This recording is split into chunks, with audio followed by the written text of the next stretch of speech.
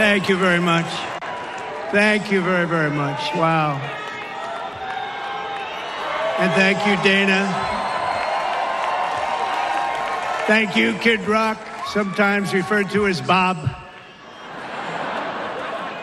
And thank you, Lee, right from the beginning. Thank you very much. What a talent. What a beautiful, beautiful soul. Thank you. Friends, delegates, and fellow citizens, I stand before you this evening with a message of confidence, strength, and hope. 4 months from now, we will have an incredible victory, and we will begin the 4 greatest years in the history of our country. Together, we will launch a new era of safety, prosperity, and freedom for citizens of every race, religion, color, and creed. The discord and division in our society must be healed. We must heal it quickly. As Americans, we are bound together by a single fate and a shared destiny. We rise together or we fall apart. I am running to be president for all of America, not half of America, because there is no victory in winning for half of America. So tonight, with faith and devotion, I proudly accept your nomination for President of the United States. Thank you.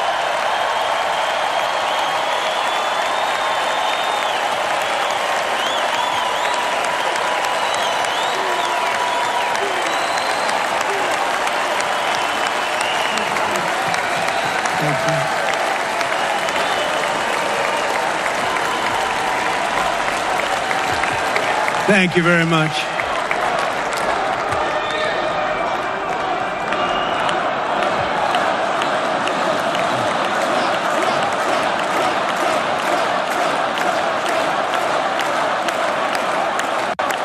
Thank you very much. And we will do it right. We're going to do it right. Let me begin this evening by expressing my gratitude to the American people for your outpouring of love and support following the assassination attempt at my rally on Saturday.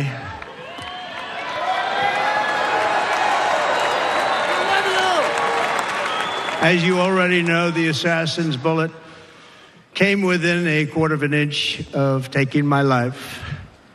So many people have asked me, what happened? Tell us what happened, please. And therefore, I will tell you exactly what happened, and you'll never hear it from me a second time because it's actually too painful to tell.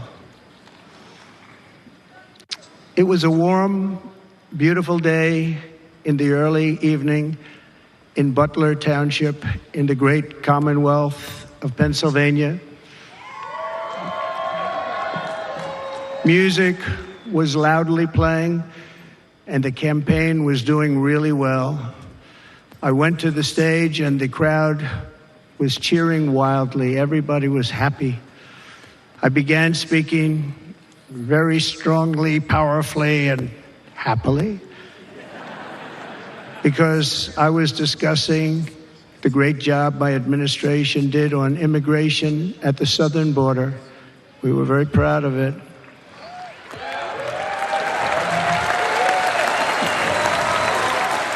Behind me and to the right was a large screen that was displaying a chart of border crossings under my leadership. The numbers were absolutely amazing. In order to see the chart, I started to, like this, turn to my right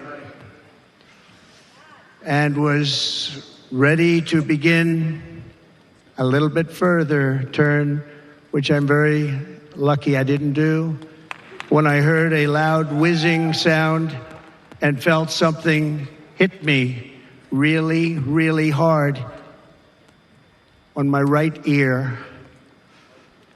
I said to myself, wow, what was that? It can only be a bullet. and moved my right hand to my ear, brought it down. My hand was covered with blood, just absolutely blood all over the place. I immediately knew it was very serious, that we were under attack, and in one movement proceeded to drop to the ground. Bullets were continuing to fly as very brave Secret Service agents rushed to the stage, and they really did. They rushed to the stage.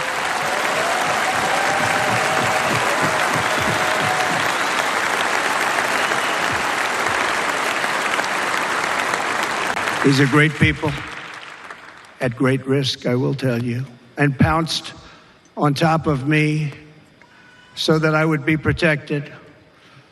There was blood pouring everywhere, and yet, in a certain way, I felt very safe because I had God on my side. I felt that.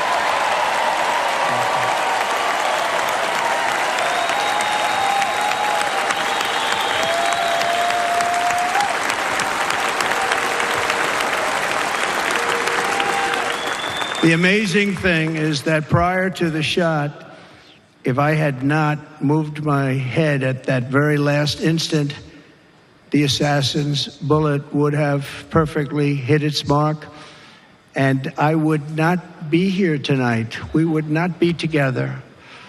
The most incredible aspect of what took place on that terrible evening in the fading sun was actually seen later. In almost all cases, as you probably know, and when even a single bullet is fired, just a single bullet, and we had many bullets that were being fired, crowds run for the exits or stampede, but not in this case. It's very unusual.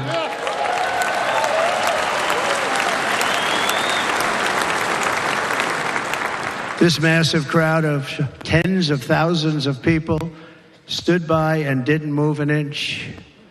In fact, many of them bravely, but automatically stood up looking for where the sniper would be. They knew immediately it was a sniper, and then began pointing at him. You can see that if you look at the group behind me. That was just a small group compared to what was in front. Nobody ran, and by not stampeding, many lives were saved. But that isn't the reason that they didn't move. The reason is that they knew I was in very serious trouble. They saw it. They saw me go down. They saw the blood and thought, actually most did, that I was dead. They knew it was a shot to the head. They saw the blood. And there's an interesting statistic. The ears are the bloodiest part. If something happens with the ears, they bleed more than any other part of the body. For whatever reason, the doctors told me that. I said, why is there so much blood? He said, it's the ears. They bleed more. So we learned something, but this beautiful crowd, they didn't want to leave me. They knew I was in trouble. They didn't want to leave me. And you can see that love written all over their faces. Incredible people. They're incredible people. Bullets were flying over us, yet I felt serene. But now the Secret Service agents were putting themselves in peril. They were in very dangerous territory. Bullets were flying right over them, missing them by a very small amount of inches. And then it all stopped. Our Secret Service sniper, from a much greater distance and with only one bullet used, took the assassin's life, took him out.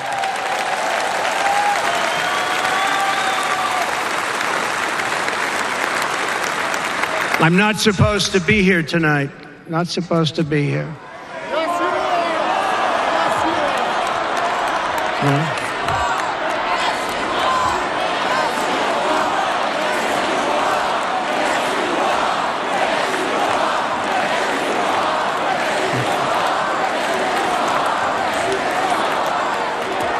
Thank you. But I'm not. And I'll tell you, I stand before you in this arena only by the grace of Almighty God.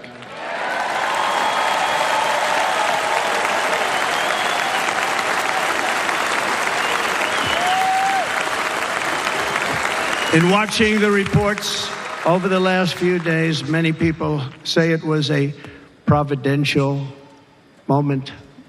Probably was. When I rose, surrounded by Secret Service, the crowd was confused because they thought I was dead, and there was great, great sorrow. I could see that on their faces as I looked out. They didn't know I was looking out. They thought it was over. But I could see it, and I wanted to do something to let them know I was okay. I raised my right arm, looked at the thousands and thousands of people that were breathlessly waiting, and started shouting, "Fight, fight, fight."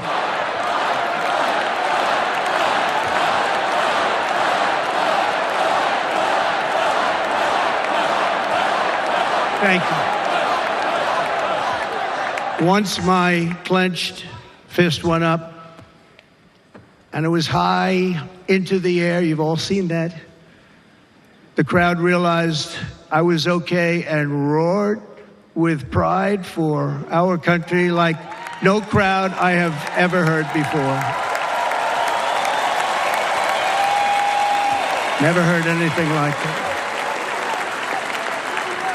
For the rest of my life, I will be grateful for the love shown by that giant audience of patriots that stood bravely on that fateful evening in Pennsylvania. Tragically, the shooter claimed the life of one of our fellow Americans, Corey Comparator. Unbelievable person, everybody tells me. Unbelievable. And seriously wounded, two other great warriors. Spoke to them today. David Dutch and James Copenhaver. Two great people.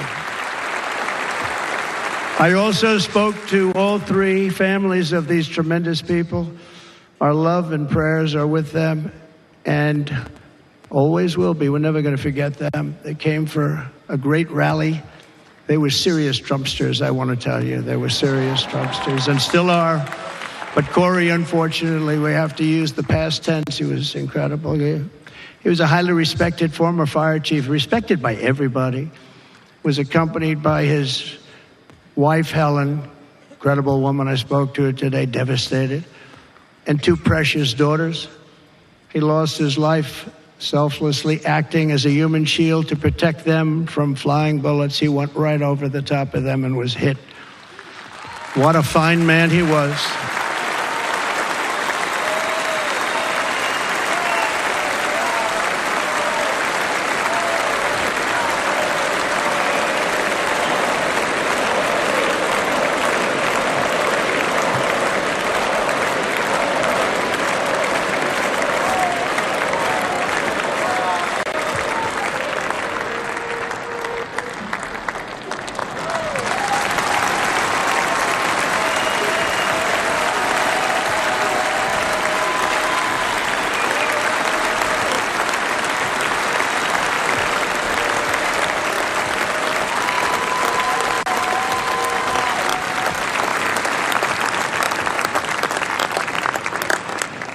I want to thank the fire department and the family for sending his helmet, his outfit, and it was just something, and they're going to do something very special when they get it. But we did something which cannot match what happened, not even close. But I am very proud to say that over the past few days, we've raised $6.3 million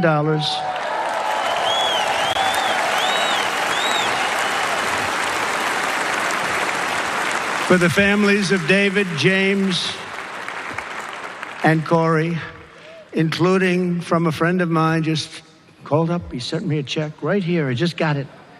$1 million from Dan Newland. Thank you, Dan. And again, when speaking to the family, I told them, I said, well, I'm going to be sending you a lot of money, but it can't compensate. They all said the same thing. You're right, sir. We appreciate so much what you're doing, but nothing can take the place in the case of Corey. And the other two, by the way, they were very, very seriously injured, but now they're doing very well. They're going to be okay. They're going to be doing very well.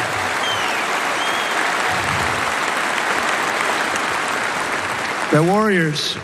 So now I ask that we observe a moment of silence in honor of our friend Corey.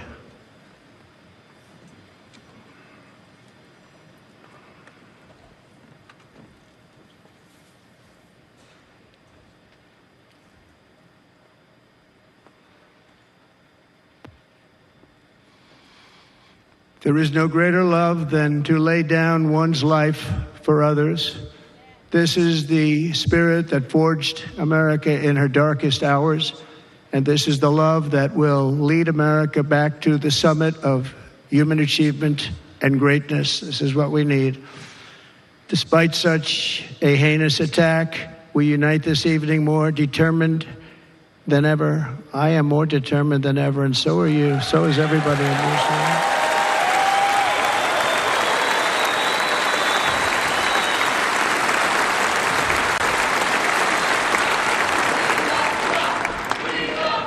Thank you. Thank you very much.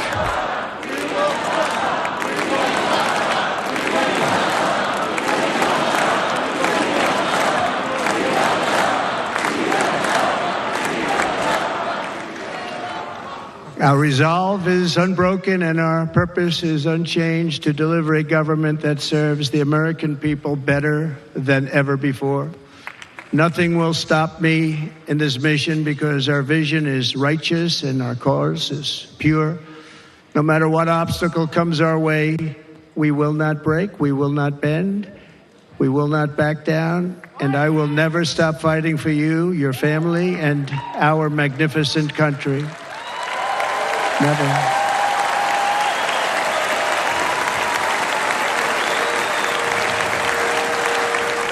And everything I have to give with all of the energy and fight in my heart and soul, I pledge to our nation tonight. Thank you very much. I pledge that to our nation. We're going to turn our nation around, and we're going to do it very quickly. Thank you.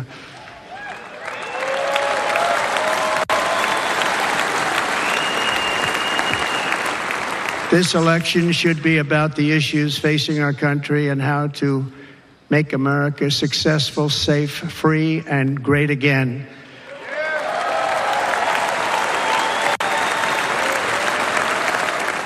In an age when our politics too often divide us, now is the time to remember that we are all fellow citizens. We are one nation under God, indivisible, with liberty and justice for all.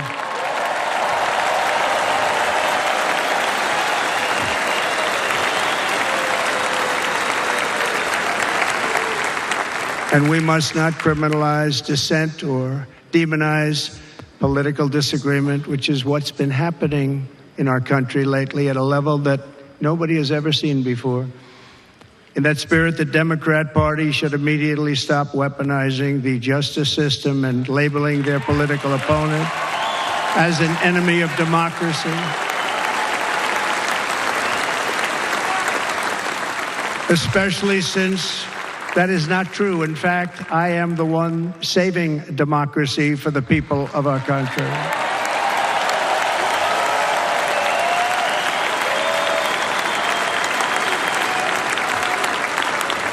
And very big news, as you probably just read, on Monday, a major ruling was handed down from a highly respected federal judge in Florida, Eileen Cannon, finding that the prosecutor and the fake documents case against me were totally unconstitutional, and the entire case was thrown out of court.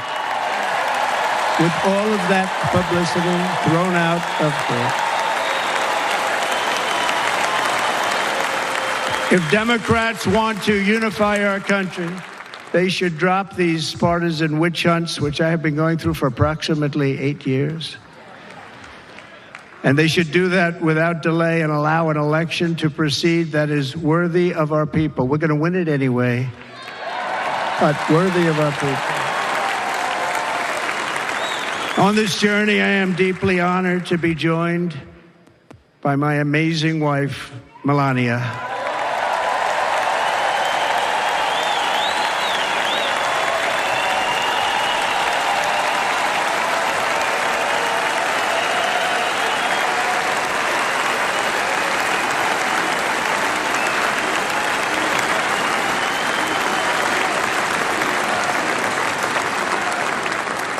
And Melania, thank you very much. You also did something really beautiful, a letter to America calling for national unity, and it really took the Republican Party by surprise. I will tell you, it was beautiful. In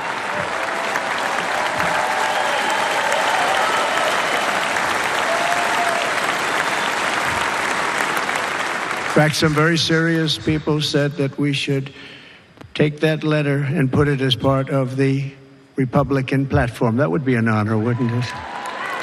Right, Mr. Congressman?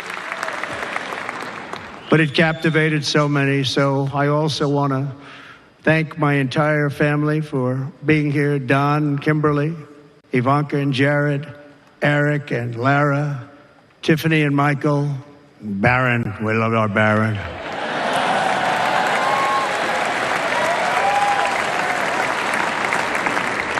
And of course, my 10 wonderful grandchildren. You saw a few of them up there on my lap before.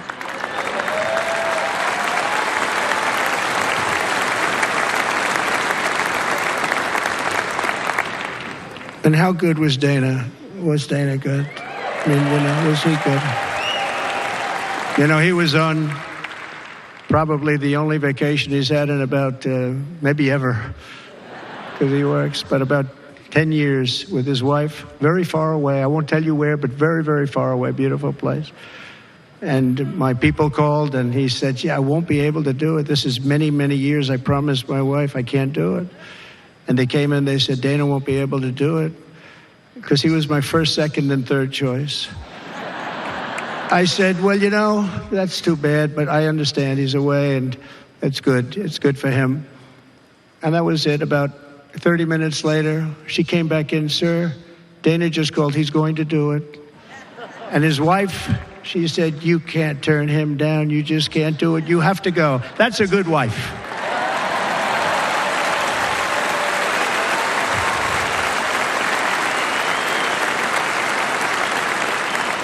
So he got on a plane, he got here a little while ago, now he's going to get on the plane in a little while and he's going to go back home to his wife.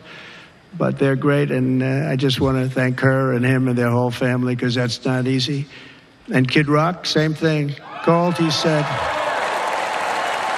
I want to be a part of it. I want to be a part, because, Kid does his great song, Big, Big Monster song. I had no idea. He became a friend of mine over the last 10 years. And he's amazing. Everyone loves him. I didn't even know how big he was. He has rallies. 35, 40,000 people he gets every time he goes out. I think he's making so much money, he doesn't know what the hell to do with it. You want to know? And then we have my other friend, and I've known him so long, and we took that song, and it was a big success, but we made that. I saw a chart of great songs to America. That was #1 on the chart recently, #1. So that's Lee Greenwood, a very special, beautiful person. He's a beautiful man. But they all wanted to be here. They called. And how about the Hulkster? How good was he? Is he up? Where is he? Boy, oh boy.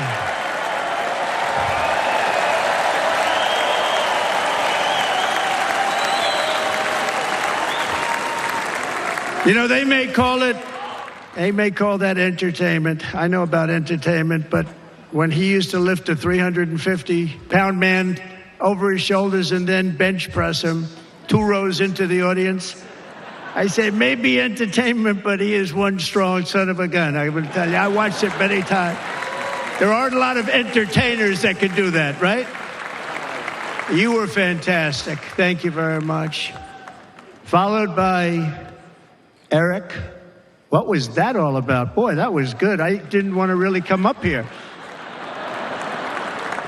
But he was so great, and he's such a good young man. He went through a lot of trouble, and Don last night was incredible. They went through so much trouble. They got subpoenaed more than any people probably in the history of the United States. Every week they get another subpoena from the Democrats, crazy Nancy Pelosi, the whole thing, just boom, boom, boom. They've got to stop that because they're destroying our country. We have to work on making America great again, not on beating people. And we won. We beat them and all. We beat them on the impeachments. We beat them on indictments. We beat them. But the time that you have to spend, if they would devote that genius to helping our country, we'd have a much stronger and better country.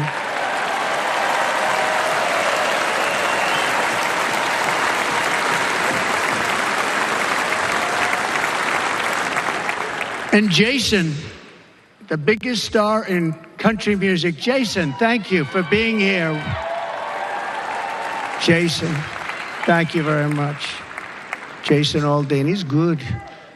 I like his wife even better, by the way. She's here. Thank you, Jason. But I'm thrilled to have a new friend and partner fighting by my side. The next Vice President of the United States, the current Senator from Ohio, J.D. Vance, and his incredible wife, Usha.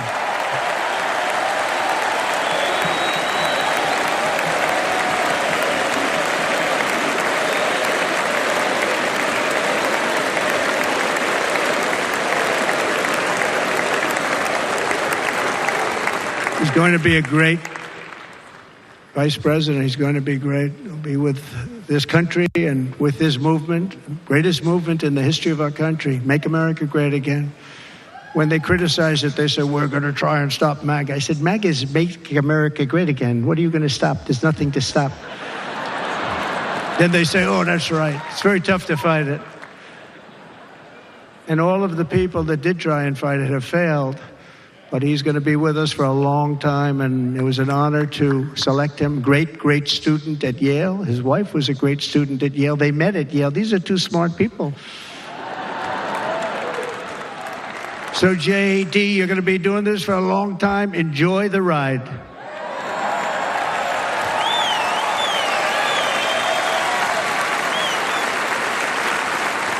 And a very special thank you to the extraordinary people of Milwaukee and the great state of... Oh, there they are. There they are. You are so easy to spot. And Green Bay's going to have a good team this year, right? They're going to have a good team. They're going to have a good team. Most of the audience doesn't like it, but it's true. You're going to have a very good team this year.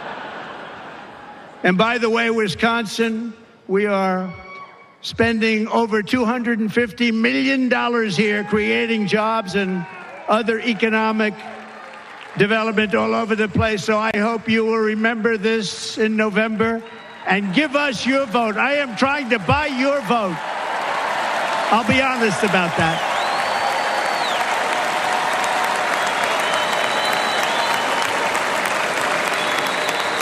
And I promise we will make Wisconsin great again. We're going to make it. Thank you, Mr. Governor. Thank you very much. Thank you. I'm here tonight to lay out a vision for the whole nation, to every citizen, whether you're a young or old man or woman, Democrat, Republican, or independent, black or white, Asian or Hispanic. I extend to you a hand of loyalty and of friendship. Together we will lead America to new heights of greatness like the world has never seen before. We were right there in the first term. We got hit with COVID. We did a great job. Nobody knew what it was, but nobody's ever seen an economy pre-COVID. And then we handed over a stock market that was substantially higher than just prior to COVID. Coming in, did a great job. Never got credit for that. We got credit for the war and defeating ISIS and so many things, the great economy, the biggest tax cuts ever, the biggest regulation cuts ever, the creation of Space Force, the rebuilding of our military. We did so much. We did so much. Right to try. Right to try is a big deal. We got right to try. They were trying to get that for 52 years. Somebody's terminally ill, and hopefully there's nobody in this audience, but it does happen a lot. They're terminally ill and they can't use our new space-age drugs and other things that we are way ahead. We have the greatest doctors in the world, the greatest laboratories in the world, and you can't do it. They've been trying to get that approved for 52 years. Wasn't that easy? The insurance companies didn't want to do it. They didn't want the risk. The labs didn't want to do it because if it didn't work, people are pretty far down the line toward death. They didn't want to do it. The doctors didn't want to have it on their records, so I got everybody into an office. 52 years they tried. Sounds simple, but it's not. And I got them to agree that somebody that needs it will, instead of going to Asia, Europe, or someplace, or if you have no money, going home and dying, just die. We got them to sign an agreement, agree to it, where they're not going to sue anybody. They're going to get all of this stuff. They're going to get it really fast. And what's happened is we're saving thousands and thousands of lives. It's incredible. Right to try. It's a great feeling. Under our leadership, the United States will be respected again. No nation will question our power. No enemy will doubt our might. Our borders will be totally secure. Our economy will soar. We will return law and order to our streets, patriotism to our schools, and importantly, we will restore peace, stability, and harmony all throughout the world. But to achieve this future, we must first rescue our nation from failed and even incompetent leadership. We have totally incompetent leadership. This will be the most important election in the history of our country. Under the current administration, we are indeed a nation in decline. We have an inflation crisis that is making life unaffordable, ravaging the incomes of working and low-income families, and crushing, just simply crushing our people like never before. They've never seen anything like it. We also have an illegal immigration crisis, and it's taking place right now as we sit here in this beautiful arena.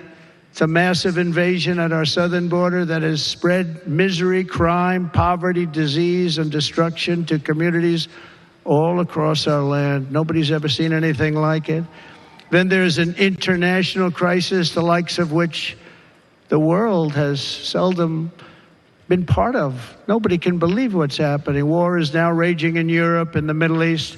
A growing specter of conflict hangs over Taiwan, Korea, the Philippines, and all of Asia. And our planet is teetering on the edge of World War III. And this will be a war like no other war because of weaponry. The weapons are no longer army tanks going back and forth shooting at each other. These weapons are obliteration. It's time for a change. This administration can't come close to solving the problems. We're dealing with very tough, very fierce people. They're fierce people. And we don't have fierce people.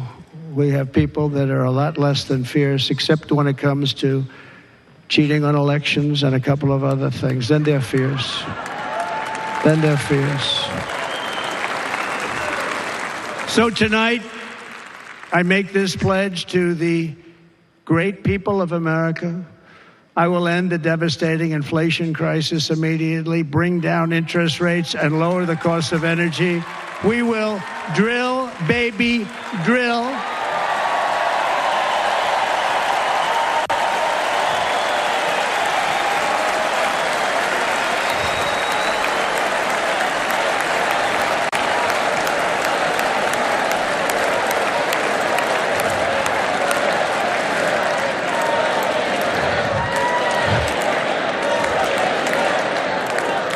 Can you believe what they're doing? But by doing that, we will lead a large-scale decline in prices. Prices will start to come down. Energy raised it. They took our energy policies and destroyed them. Then they immediately went back to them, but by that time, So much was lost. But we will do it at levels that nobody's ever seen before. And we'll end lots of different things. We'll start paying off debt and start lowering taxes even further. We gave you the largest tax cut. We'll do it more. You know, people don't realize I brought taxes way down, way down, and yet we took in more revenues the following year than we did when the tax rate was much higher. Most people said, how did you do that? Because it was incentive. Everybody was coming to the country. They were bringing back billions and billions of dollars into our country. The companies made it impossible to bring it back. The tax rate was too high, and the legal complications were far too great. I changed both of them, and hundreds of billions of dollars by Apple and so many other companies were brought back into our nation, and we had an economy the likes of which no nation had ever seen. China, we were beating them at levels that were incredible. And they know it. They know it. We'll do it again, but we'll do it even better. I will end the illegal immigration crisis by closing our border and finishing the wall, most of which I've already built.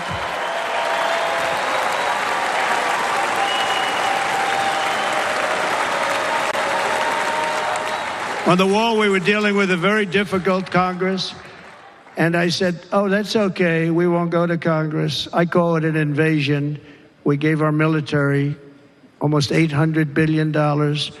I said, I'm going to take a little of that money because this is an invasion. And we built, most of the wall is already built. And we built it through using the funds because what's better than that? We have to stop the invasion into our country that's killing hundreds of thousands of people a year. We're not going to let that happen. I will end every single international crisis that the current administration has created, including the horrible war with Russia and Ukraine, which would have never happened if I was president, and the war caused by the attack on Israel, which would have never happened if I was president. Iran was broke. Iran had no money. Now Iran has $250 billion. They made it all over the last 2.5 years. They were broke. I watched the other day on a show called Deface the Nation. Has anyone seen it? And they had a congressman who was a Democrat say, well, whether you like him or not, Iran was broke dealing with Trump. I told China and other countries, if you buy from Iran, we will not let you do any business in this country, and we will put tariffs on every product you do send in of 100% or more. And they said to me, well, I think that's about it. They weren't going to buy any oil. And they were ready to make a deal. Iran was going to make a deal with us. And then we had that horrible, horrible result that we'll never let happen again. The election result, we're never going to let that happen again. They used COVID to cheat. We're never going to let it happen again. And they took off all the sanctions, and they did everything possible for Iran. And now Iran is very close to having a nuclear weapon, which would have never happened. This is a shame what this administration, the damage that this administration has done. And I say it often, if you took the 10 worst presidents in the history of the United States, think of it, the 10 worst, added them up, they will not have done the damage that Biden has done. Only going to use the term once. Biden. I'm not going to use the name anymore, just one time. The damage that he's done to this country is unthinkable. It's unthinkable. Together we will restore vision, strength, competence, and we're going to have a thing called common sense making most of our decisions, actually. It's all common sense. Just a few short years ago, under my presidency, we had the most secure border and best economy in the history of our country, in the history of the world. We had the greatest economy in the history of the world. We had never done anything like it. We were beating every country, including China, by leaps and bounds. Nobody had seen anything like it.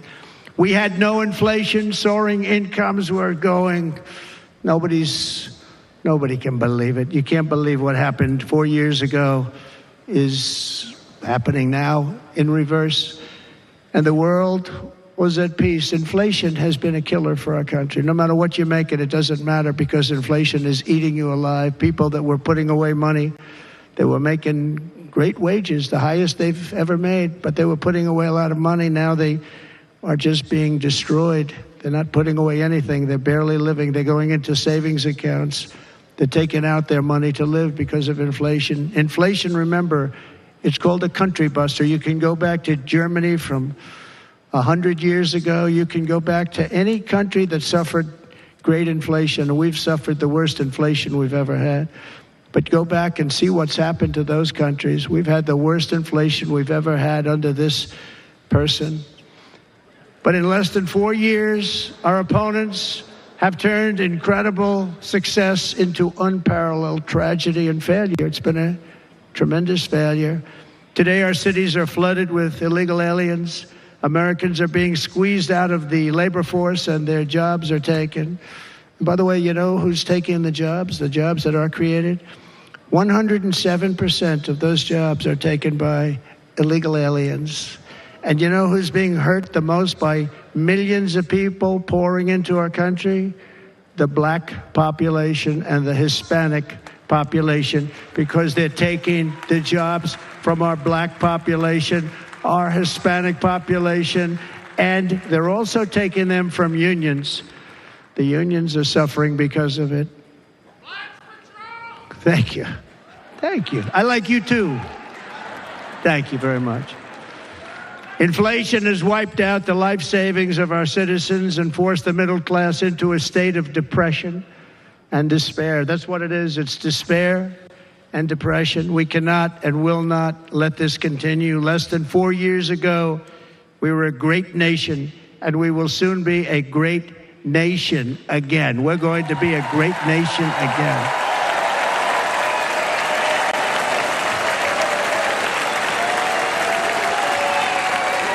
Thank you. With proper leadership, every disaster we are now enduring will be fixed, and it will be fixed very, very quickly. So tonight, whether you've supported me in the past or not, I hope you will support me in the future, because I will bring back the American dream. That's what we're going to do. You don't even hear about the American dream anymore. With great humility, I am asking you to be excited about the future of our country. Be excited. Be excited.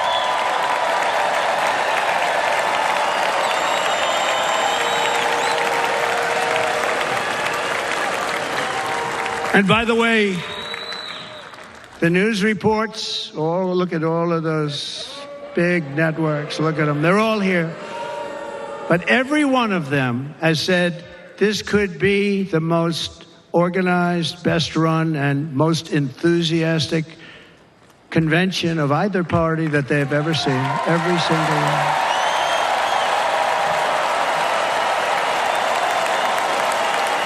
And it's true.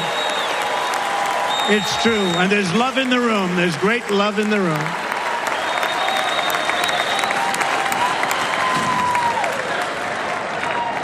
So I better finish strong. Otherwise, we'll blow it. And we can't let that happen. Now, this was great. All of the great people that spoke, and everybody hit a home run. I mean, there's not one that I can think of where I said, oh, gee, that wasn't great. Every single person. I refuse to be the only one. Don't do that to me. They're already getting ready. See, I gave them an idea. Now, this was a great convention. This was, I think we're actually going to go home and miss it. You know, usually with a first of all, look at these crowds. You'd never have this at a convention. Look at these crowds.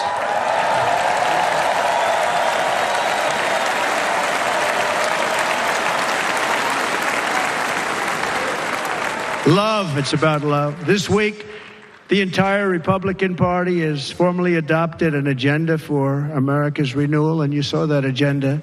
And it's very short compared to the long, boring, meaningless agendas of the past, including the Democrats. They write these things that are hundreds of pages long, and they never read them after they're done.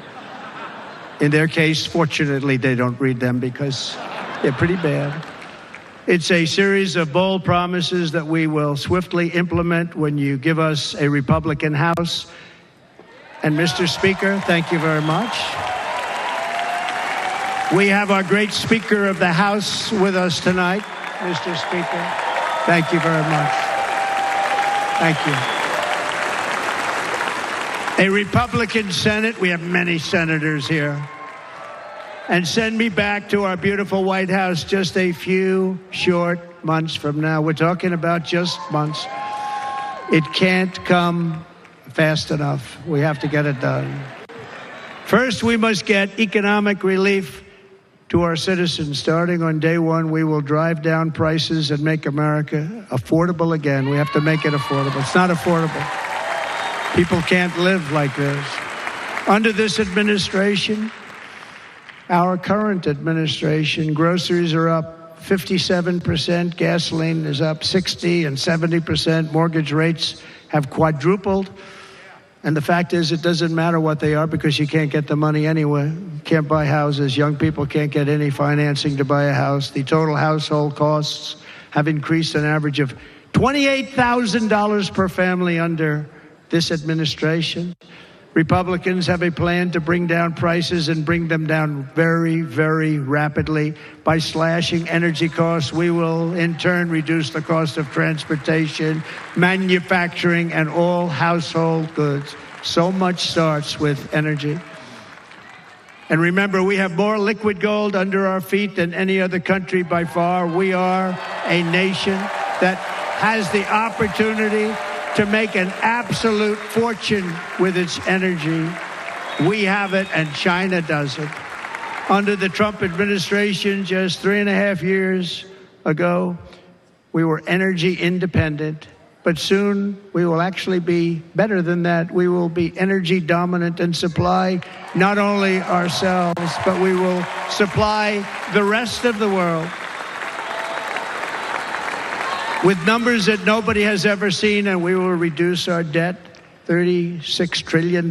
We will start reducing that, and we will also reduce your taxes still further.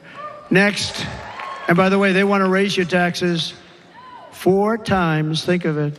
And all my life, I grew up watching politicians. I always loved politics. I guess I was on the other side.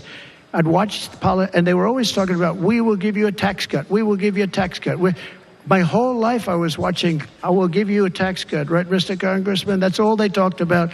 This is the only administration that said, we're going to raise your taxes by 4 times what you're paying now, and people are supposed to vote for them? I've never heard it.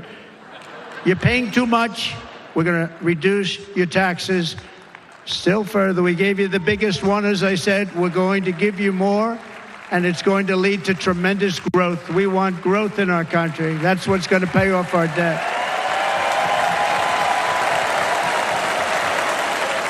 And next, we will end the ridiculous and actually incredible waste of taxpayer dollars that is fueling the inflation crisis. They spent trillions of dollars on things having to do with the Green New Scam. It's a scam. And that's caused tremendous inflationary pressures in addition to the cost of energy. And all of the trillions of dollars that are sitting there not yet spent, we will redirect that money for important projects like roads, bridges, dams, and we will not allow it to be spent on meaningless green new scam ideas.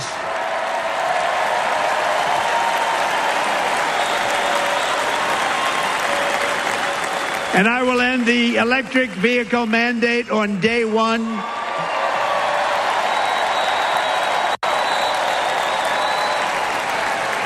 Thereby saving the U.S. auto industry from complete obliteration, which is happening right now, and saving U.S. customers thousands and thousands of dollars per car.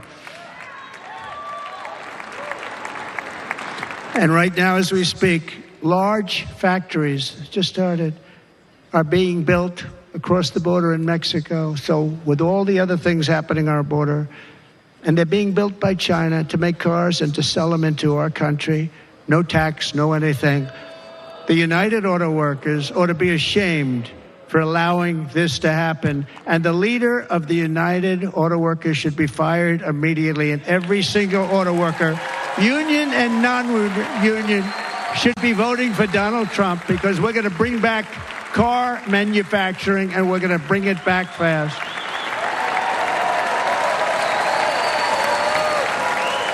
They're building some of the largest auto plants anywhere in the world. Think of it, in the world. We're going to bring it back. We're going to make them. We don't mind that happening, but those plants are going to be built in the United States, and our people are going to man those plants.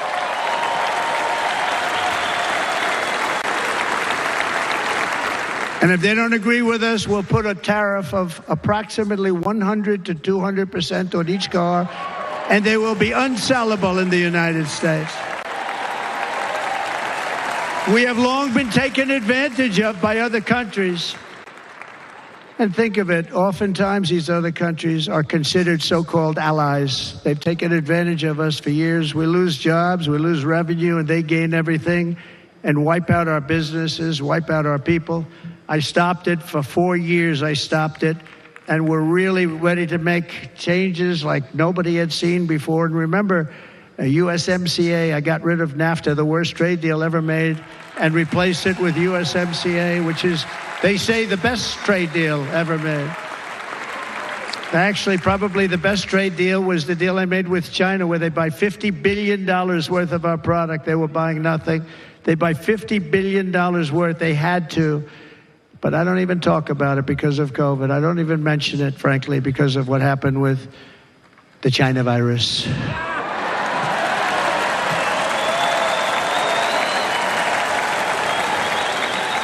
We will not let countries come in, take our jobs, and plunder our nation. They come and do that. They plunder our nation. The way they will sell their product in America is to build it in America. Very simple. Build it in America and only in America.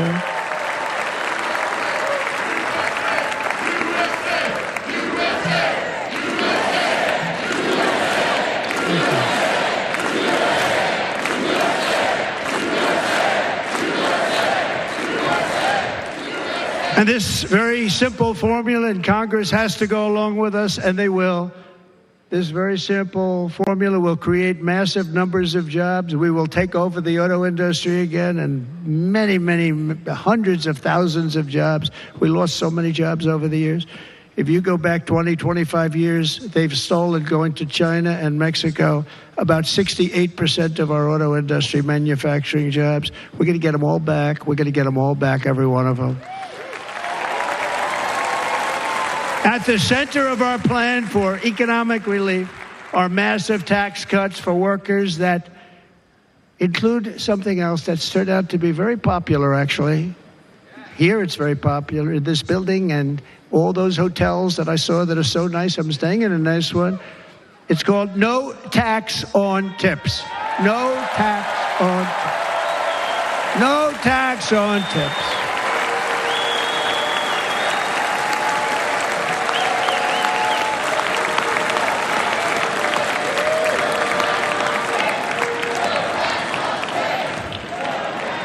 I got that by having dinner recently in Nevada, where we're leading by about 14 points.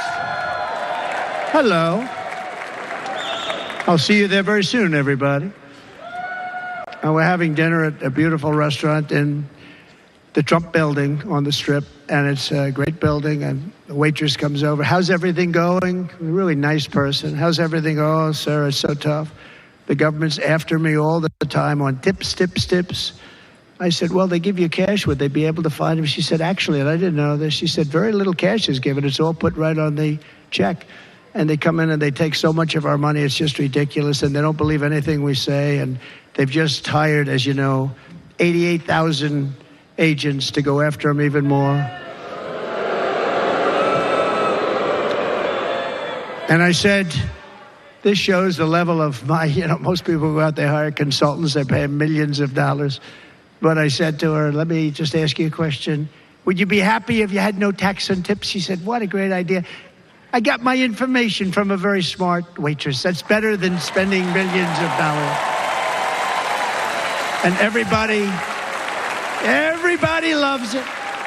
Waitresses and caddies and drivers and everybody. It's a large group of people that are being really hurt badly. They make money, let them keep their money. I'm going to protect Social Security and Medicare. Democrats are going to destroy Social Security and Medicare because all of these people, by the millions they're coming in, they're going to be on Social Security and Medicare and other things, and you're not able to afford it. They are destroying your Social Security and your Medicare. Under my plan, incomes will skyrocket, inflation will vanish completely, jobs will come roaring back, and the middle class will prosper like never, ever before, and we're going to do it very rapidly.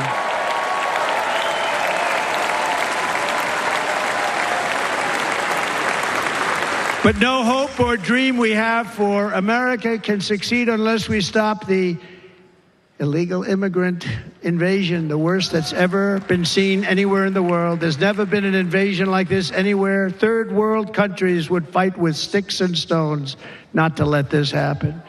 The invasion at our southern border, we will stop it, and we will stop it quickly. You heard Tom Homan yesterday. Tom Homan, put him in charge and just sit back and watch. Brandon Judd, the Border Patrol, he's incredible. These guys, you know, they really, their job is a lot easier if they don't have to do anything, but they want to. They're patriots. Brandon Judd, Border Patrol, ICE. ICE goes out. You have to see what ICE does with MS-13. You have these are probably the worst gang, and ICE goes in there. And I know a lot of people on these rows here, and they're very tough people, but they don't want to do this job. They'll go into a pack of MS-13 killers. They're the worst, probably the worst gangs in the world. We have thousands of them. I moved thousands and thousands out in my 4 years. We moved them out, and it was a pleasure. But ICE would go right into a pack of these killers, and you see fists flying, you see everything flying, and then they take them. They put them in a paddy wagon. They take them back, and they get them out of our country. And the other countries weren't accepting them back, and I called up, and I said, tell them that we're not giving them economic aid anymore. And the next day, I got calls from all of these countries that were terminated. Billions of dollars we spend on economic aid to countries that does us, frankly, no good. And the next day, I was called by everybody. I couldn't take all the calls. Sir, what's the problem? I said, you won't take your killers back that you sent in caravans into America. You won't take them back. Well, sir, if you'd like us to, we would give very serious consideration to doing that. And within 24 hours, they were being taken back. For years and years, when I first came in, they said President Obama tried to get him to go back, and they wouldn't accept him. They'd put planes on the runway so you couldn't leave the plane. They'd close the road so you couldn't take the buses. They'd all have to turn back. As soon as I said no more economic aid of any kind to any country that does that, they called back and they said, sir, it would be our great honor to take MS-13. We love them very much. We love them very much, sir. We'll take them back. At the heart of the Republican platform is our pledge to end this border nightmare and fully restore the sacred and sovereign borders of the United States of America. And we're going to do that on day one.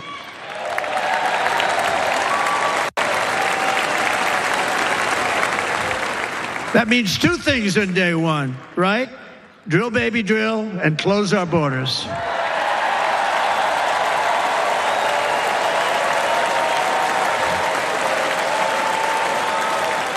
And by the way, and I think everybody as a Republican, as a patriot in this room, and most Democrats, we want people to come into our country, but they have to come into our country legally. Legally. Less than 4 years ago, I handed this administration the strongest border in American history. But you can see on the chart that saved my life, that was the chart that saved my life. I said, look it, I'm so proud of it. I think it's one of the greatest, it was done by the Border Patrol, one of the greatest charts I've ever seen. It showed everything just like that. You know the chart. Oh, there it is. That's pretty good. Wow. Last time I put up that chart, I never really got to look at it. But without that chart, I would not be here today.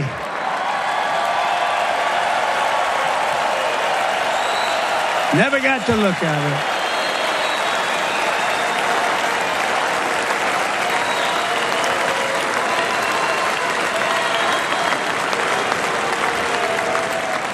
I said, you got to see this chart. I was so proud of it. And by the time I got to there, I never got to see it that day. But I'm seeing it now, and I was very proud. And if you look at the arrow on the bottom, that's the lowest level, the one on the bottom, heavy red arrow. That's the lowest level of illegal immigrants ever to come into our country in recorded history, right there. Right there. And that was my last week in office. And then you see what happened after I left. Look at the rest. And if you go out a little bit further, it's getting to be a little bit old, but I love it anyway, right? But you can go much higher with those numbers. Look what happened right after that. The invasion began. We had the opposite. We stopped the invasion, but the invasion that we stopped was peanuts by comparison to what happened after I left. Look at what happened after I left. They took over our country. We ended all catch and release. We shut down asylum fraud. We stopped human trafficking and forged historic agreements to keep illegal aliens on foreign soil. We want them to stay on their soil. Under the Trump administration, if you came in illegally, you were apprehended immediately and you were deported. You went right back. The current administration terminated every single one of those great Trump policies that I put in place to seal the border. I wanted a sealed border. Again, come in, but come in legally. You know how unfair it is? So many people, hundreds of thousands of people, have been working for years to come into our country. And now they see these people pour into our country at levels that are unprecedented. So unfair. And we're not going to do it. We're not going to stand for it. They suspended wall construction, ended remain in Mexico. We had a policy, remain in Mexico. You think that was easy to get from the Mexican government? But I said, you must give it to us. If you don't give it to us, there will be repercussions. And they gave it to us, but not easy. Canceled our Safe Third agreements, demolished Title 42, implemented nationwide catch and release. That's catch and release, where we catch them and release them into our country. We catch them and release them into Mexico. There's a slight difference. And took 93, this is the previous administration, 93 executive actions to throw open our border to the world. The entire world is pouring into our country because of this very foolish administration. The greatest invasion in history is taking place right here in our country. They are coming in from every corner of the earth, not just from South America, but from Africa, Asia, the Middle East. They're coming from everywhere. They're coming at levels that we've never seen before. It is an invasion indeed, and this administration does absolutely nothing to stop them. They're coming from prisons. They're coming from jails. They're coming from mental institutions and insane asylums. The press is always on me because I say this. Has anyone seen Silence of the Lambs? The late, great Hannibal Lecter. He'd love to have you for dinner. That's insane asylums. They're emptying out their insane asylums. And terrorists are coming in at numbers that we've never seen before. Bad things are going to happen. Meanwhile, our crime rate is going up, while crime statistics all over the world are going down, because they're taking their criminals and they're putting them into our country.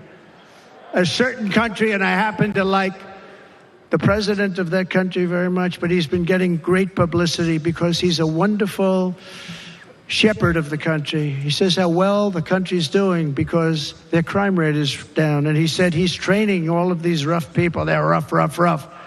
He's training them. And I've been reading about this for 2 years. I think, oh, that's wonderful. Let's take a look at it.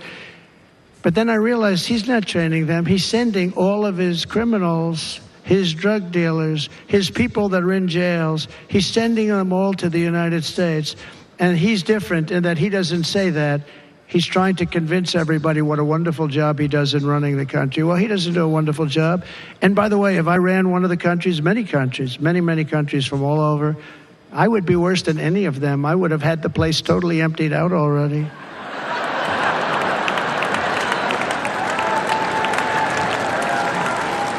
But we become a dumping ground for the rest of the world, which is laughing at us. They think we're stupid. And they can't believe that they're getting away with what they're getting away with, but they're not going to be getting away with it for long. That's what I can tell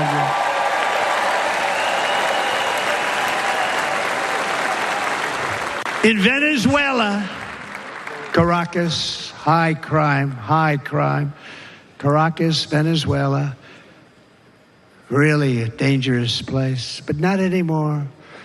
Because in Venezuela, crime is down 72%. In fact, if they would ever win this election, I hate to even say that, we will have our next Republican convention in Venezuela because it will be safe.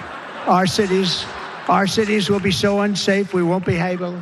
We will not be able to have it there. In El Salvador, murders are down by 70%. Why are they down? Now, he would have you convinced that because he's trained murderers to be wonderful people. No. They're down because they're sending their murderers to the United States of America. This is going to be very bad. And bad things are going to happen, and you're seeing it happen all the time. That's why, to keep our families safe, the Republican platform promises to launch the largest deportation operation in the history of our country. Even larger than that of President Dwight D. Eisenhower from many years ago. You know, he was a moderate, but he believed very strongly in borders. He had the largest deportation operation we've ever had. Just recently, I spoke to the grieving mother of Jocelyn Nungary, a wonderful woman, a precious 12-year-old girl from Houston who last month was tied up, assaulted, and strangled to death after walking to the convenience store just a block away from her house. Her body was dumped near the side of the road in a shallow creek, found by some onlookers who couldn't believe what they had witnessed. Charged with Jocelyn's heinous murder are two illegal aliens from Venezuela who came across our border, were in custody, and were then released into the country by this horrible, horrible administration that we have right now. I also met recently with the heartbroken mother and sister of Rachel Morin. Rachel was a 37-year-old mom of 5 beautiful children who was brutally raped and murdered while out on a run. She wanted to keep herself in good shape. It was very important to her. She was murdered. The monster responsible first killed another woman in El Salvador before he was led into America by the White House. This White House let them in. He then attacked a 9-year-old girl and her mother in a home invasion in Los Angeles before murdering Rachel in Maryland. Traveled all throughout the country, doing tremendous damage. Rachel's mother will never be the same. I spent time with her. She will never be the same. I've also met with the wonderful family of Laken Riley, the brilliant 22-year-old nursing student. She was so proud of being first in her class, who was out for a jog on the campus of the University of Georgia when she was assaulted, beaten, and horrifically killed. Yet another American life was stolen by a criminal alien set free by this administration. And these were incredible people we're talking about. These were incredible people who died.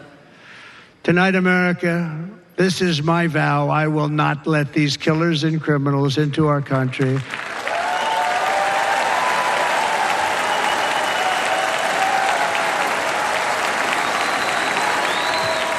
I will keep our sons and daughters safe. As we bring security to our streets, we will help bring stability to the world.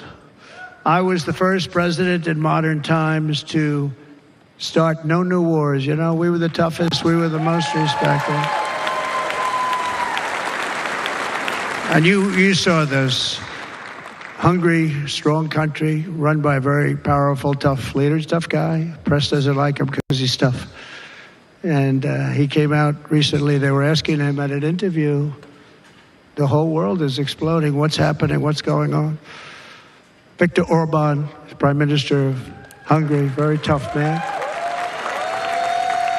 He said, I don't want people coming into my country and blowing up our shopping centers and killing people. But they said to him, tell us what's going wrong, what's happening, what is it? He said, there's only one way you're going to solve it. You got to bring President Trump back to the United States because he kept everybody at bay. He used a word I wouldn't use because I can't use that word, because you'd say it was braggadocious. The press would say he was a braggart. I'm not a braggart. But Viktor Orban said it. He said Russia was afraid of him. China was afraid of him. Everybody was afraid of him. Nothing was going to happen. The whole world was at peace. And now the world is blowing up around us. All of these things that you read about were not going to happen. Under President Bush, Russia invaded Georgia. Under President Obama, Russia took Crimea. Under the current administration, Russia is after all of Ukraine. Under President Trump, Russia took nothing.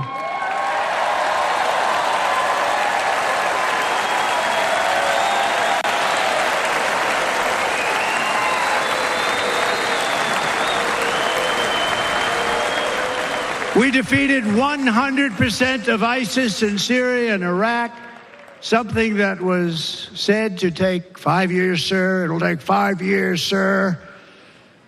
We did it in a matter of a couple of months. We have a great military. Our military is not woke. It's just some of the fools on top that are woke.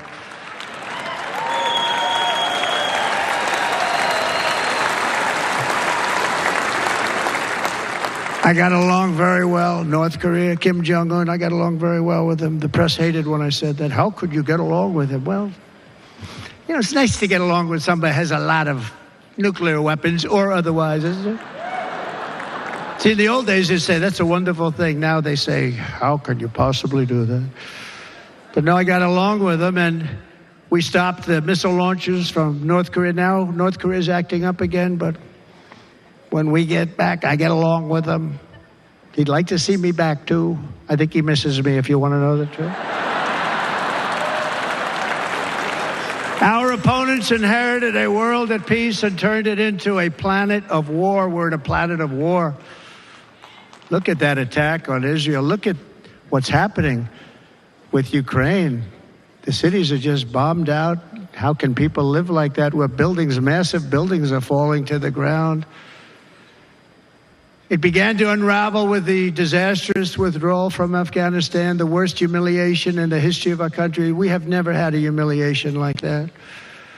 13 heroic U.S. service members were tragically and needlessly killed. 45 others were horrifically wounded. Nobody ever talks about them.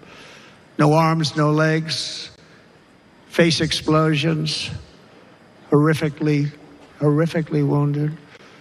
And by the way, we have a man in this room who's running for the U.S. Senate from a great state, Nevada, named Sam Brown, who paid the ultimate price. Thank you, Sam. Thank you, Sam. Thank you. He paid the biggest price probably ever paid by anybody that is running for office, and I think he's going to do great. He's running against a person that is not good, not respected, a total lightweight. But Sam, I think, paid, really, we were talking about it with some of the senators that are working so hard for Sam, but he paid the biggest price of any senator ever to run for the Senate. I don't think anybody's ever what he did. He was a real hero, a really great person. And he's running, and I hope that everybody gets out and votes for Sam Brown.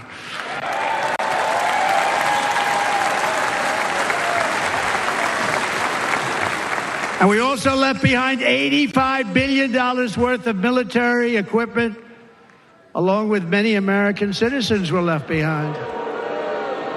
Many American citizens, emboldened by that disaster. Russia invaded Ukraine. They saw this group of people that were incompetent.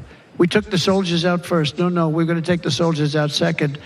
If they would have followed my plan, we had a great plan. But the plan only kicked in if they did everything perfectly. And they weren't doing things perfectly, so we said it doesn't kick in. You know, 18 months in Afghanistan, we didn't have one, so they were killing them left and right, snipers. And I spoke to the head of the Taliban. You've heard this story. Abdul, still there, still the head of the Taliban. The press got on me. Why would you speak to him? I said, because that's where the killing is. I don't have to speak to somebody that has nothing to do with it. And I told him, don't ever do that. Don't ever do that again. Don't ever, ever do that again. You've got to stop.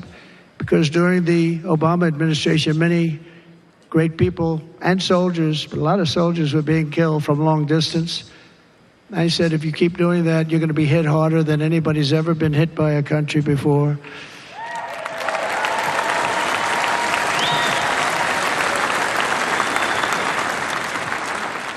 And he said, I understand, Your Excellency. He called me Your Excellency. I wonder if he calls the other guy Your Excellency. I doubt it. The other guy gave him everything. I mean, what kind of a deal was that? He walked out, gave him everything. Do you know that right now Afghanistan is one of the largest sellers of weapons in the world? They're selling the brand new, beautiful weapons that we gave them. But think of it. He actually said to me, but why do you show me a picture of my home? I said, you'll have to ask your people or one of your wives. But he could figure it out. And for 18 months, we had not one attack on an American soldier by the Taliban. 18 months.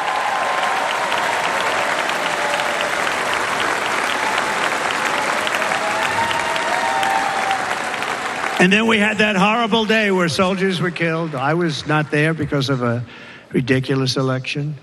But we had that horrible attack. And they also gave up Bagram, one of the biggest bases anywhere in the world, air bases anywhere in the world, the longest runways, most powerful, hardened, thickened runways. We gave it up. And I liked it, not because of Afghanistan. I liked it because of China. It's 1 hour away from where China makes their nuclear weapons. And you know who has it now? China has it now. We were keeping that. And now China is likewise circling Taiwan, and Russian warships and nuclear submarines are operating 60 miles off the coast in Cuba. Do you know that? No, the press refuses to write about it. If that were me running this country and we had nuclear submarines in Cuba, I will tell you that headlines every day would be, what's wrong with our president? You don't even hear this. You're not hearing about this. Russia has nuclear submarines and warships 60 miles away, Mr. Congressman, from Miami, by the way, happens to be here. Correct? In Cuba. And that would not be stood for if it were somebody else. They don't want to mention it, but now maybe they will. And the entire world, I tell you this, we want our hostages back, and they better be back before I assume office, or you will be paying a very big price.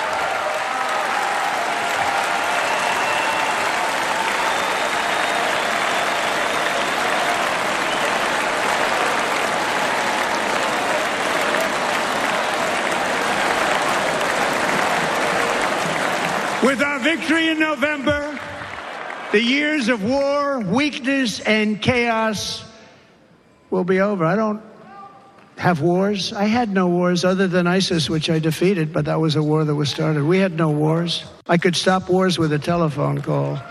I could stop wars with just a telephone call. If properly stated, it would never start. We will replenish our military and build an Iron Dome missile defense system to ensure that no enemy can strike our homeland.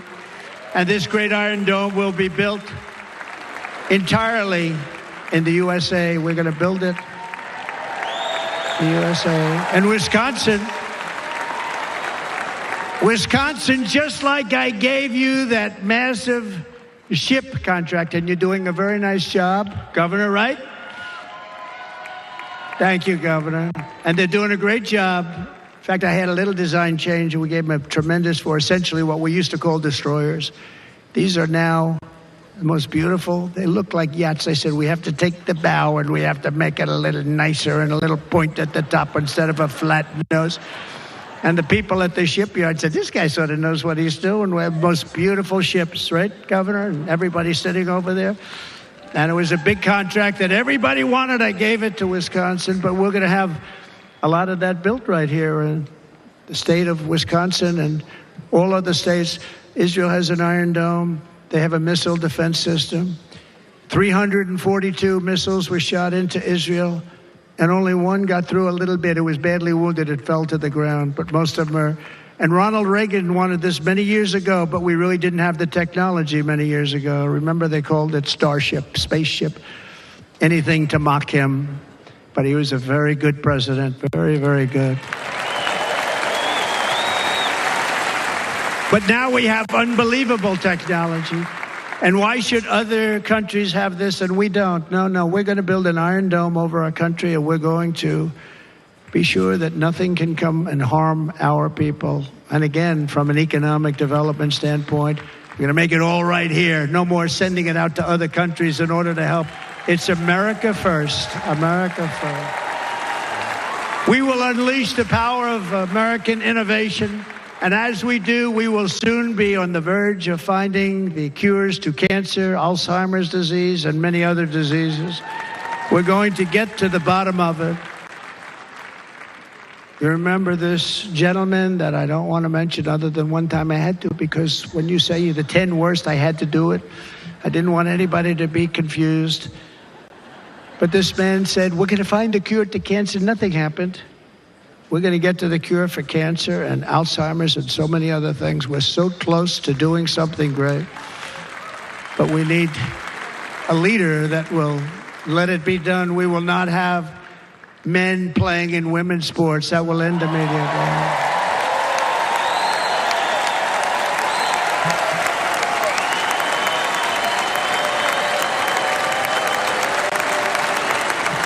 And we will restore and renovate our nation's once great cities, making them safe, clean, and beautiful again. And that includes our nation's capital, which is a horrible killing field. So many things. They leave from Wisconsin, they go to look at the Washington Monument, they end up getting stabbed, killed, or shot. We will be very soon very proud of our capital, again, Washington, D.C.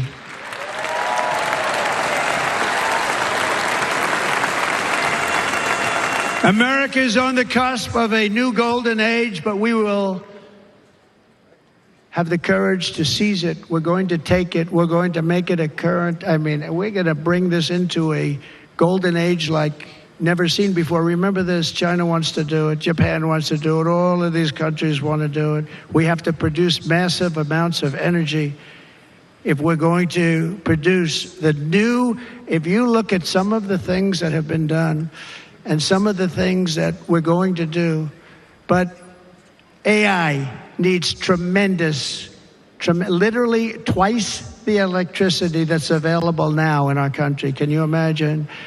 But instead, we're spending places where they recharge electric cars. They built 8 chargers at a certain location toward the Midwest. 8 chargers for $9 billion. Think of them as a tank for filling up your gas. Think of it. They spent $9 billion on 8 chargers, 3 of which didn't work. And if you were going to do this all over our country, this crazy electric mandate, if you're going to do this and by the way, I'm all for electric. They have their application. But if somebody wants to buy a gas-powered car, gasoline-powered car, or a hybrid, they're going to be able to do it. And we're going to make that change on day 1.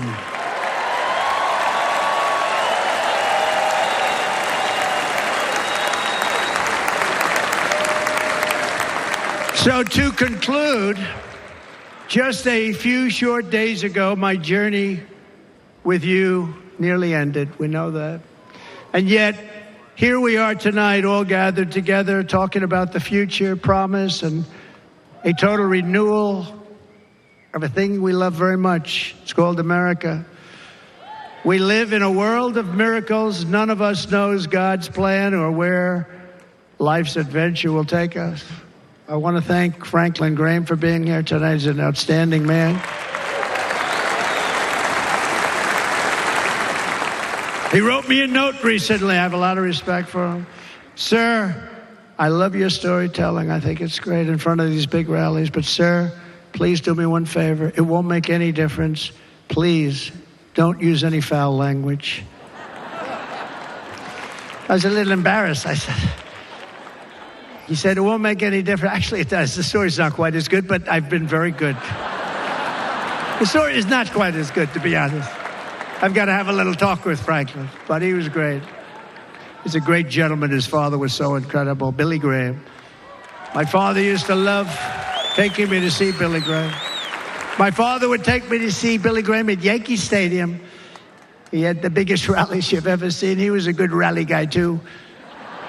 But he'd get up, and he was a fantastic guy. My father loved Billy Graham. But I love Franklin Graham. I think Franklin's been fantastic, and I'm working so hard to adhere to his note to me. I'm working hard on it, Franklin. But if the events of last Saturday make anything clear, it is that every single moment we have on earth is a gift from God.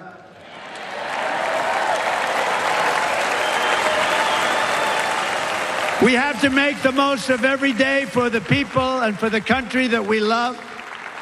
The attacker in Pennsylvania wanted to stop our movement, but the truth is the movement has never been about me. It has always been about you. It's your movement. It's the biggest movement in the history of our country by far. Can't be stopped. It can't be stopped. It has always been about the hardworking, patriotic citizens of America. For too long, our nation has settled for too little. We settled for too little. We've given everything to other nations, to other people. You've been told to lower your expectations and to accept less for your families. I am here tonight with the opposite message. Your expectations are not big enough. They're not big enough. It is time to start expecting and demanding the best leadership in the world, leadership that is bold, dynamic, relentless, and fearless. We can do that. We are Americans. Ambition is our heritage. Greatness is our birthright. But as long as our energies are spent fighting each other, our destiny will remain out of reach, and that's not acceptable. We must instead take that energy and use it to realize our country's true potential and write our own thrilling chapter of the American story. We can do it together. We will unite. We are going to come together, and success will bring us together.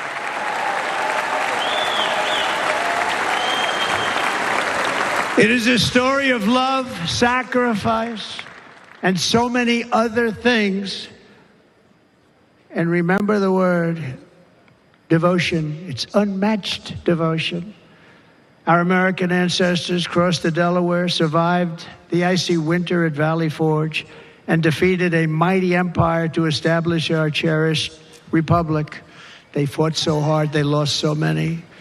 They pushed thousands and thousands of miles across a dangerous frontier, taming the wilderness to build a life and a magnificent home for their family. They packed their families into covered wagons, trekked across hazardous trails, scaled towering mountains, and braved rivers and rapids to stake their claim on the wide open, new, and very beautiful frontier. When our way of life was threatened, American patriots marched onto the battlefield, raced into enemy strongholds, and stared down death and stared down those enemies to keep alive the flame of freedom. At Yorktown, Gettysburg, and Midway, they joined the roll call of immortal heroes. So many heroes, so many great, great people. And we have to cherish those people. We can't forget those people. We have to cherish those people.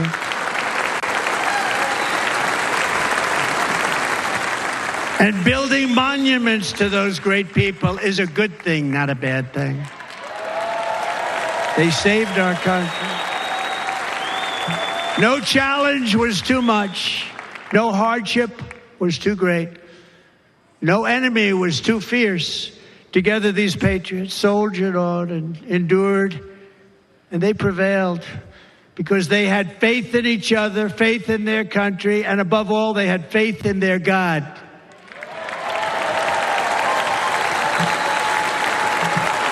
Just like our ancestors, we must now come together, rise above past differences. Any disagreements have to be put aside and go forward, united as one people, one nation, pledging allegiance to one great, beautiful, I think it's so beautiful, American flag. Tonight I ask for your partnership, for your support, and I am humbly asking for your vote. I want your vote. Going to make our country great again. Every day I will strive to honor the trust you have placed in me, and I will never, ever let you down. I promise that. I will never let you down. To all of the forgotten men and women who have been neglected, abandoned, and left behind, you will be forgotten no longer. We will press forward, and together we will win, win, win.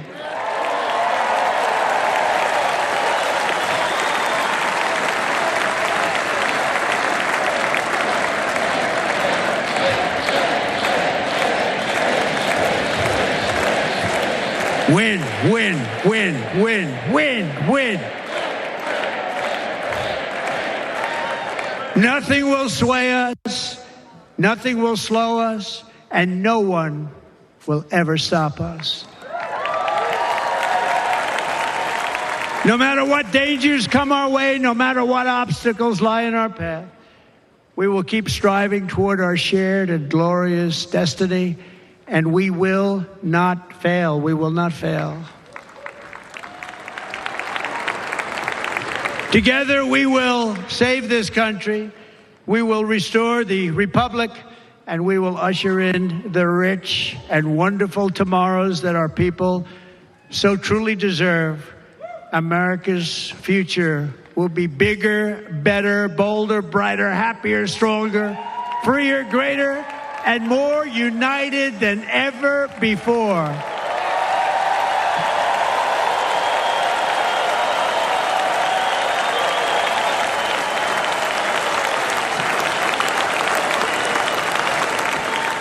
And quite simply put, we will very quickly make America great again.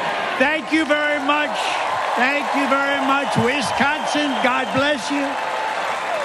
God bless you, Wisconsin, and God bless the United States of America, our great country. Thank you very much, everybody. Thank you.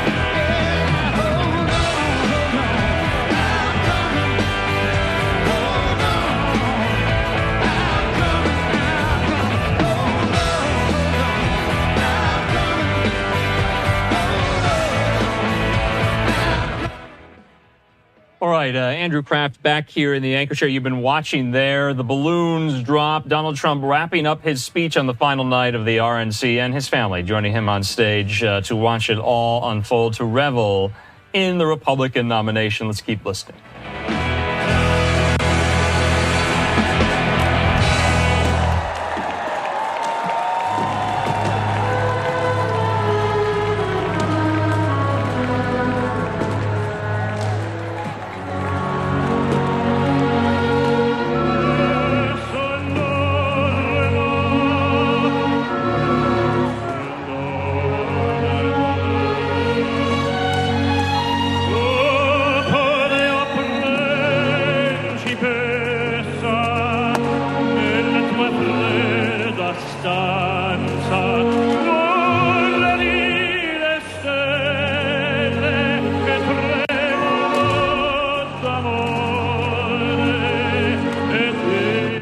All right, so learning that that was one of the longest speeches there in political convention history. We're being told that by some who have followed these for decades.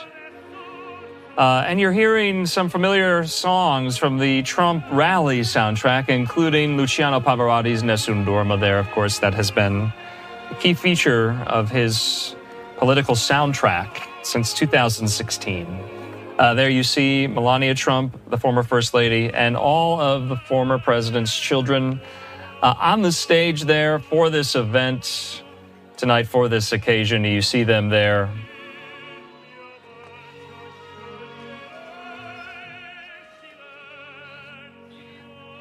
So we don't actually see Barron Trump. I have not seen Barron Trump there, but you see most of the former president's grandchildren kind of bouncing the balloons up and down the Fiserv Forum there as they rain down on the delegates. Look at all of them. They're having fun with that, too. And you can see there, I'm going to take this shot here. Let's keep showing you more of former President Trump and his family speaking at length, so vulnerably, about what he went through on Saturday, coming so close to death, talking in very raw terms about emotionally what it meant for him, telling the crowd there that he wasn't supposed to be there today because of this. And so there you can see Donald Trump, Melania Trump, the former First Lady. Let's take this other shot here we have.